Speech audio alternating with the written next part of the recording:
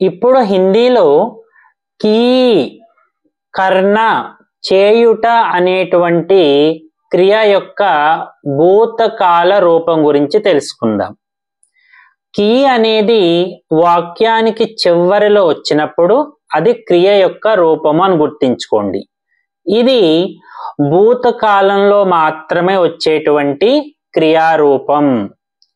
ఎలా అంటే రామ్ నే మదత్ కీ, రాముడు సహాయం చేశాడు.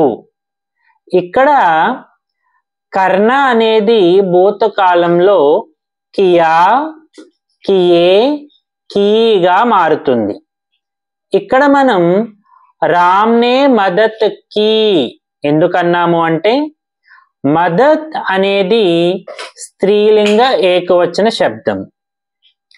సీతానే మెహనత్ కీ, సీత మెహనత్ కీ కష్టపడింది. మెహనత్ అనేది స్త్రీలింగ ఏకవచనం కాబట్టి కీ అని చెప్పాలి. ఇలా నే వచ్చి ఆబ్జెక్ట్ స్త్రీలింగ రూపంలో ఉంటే కియా కాకుండా కీ అనే క్రియని ఉపయోగించాలి. Thank you.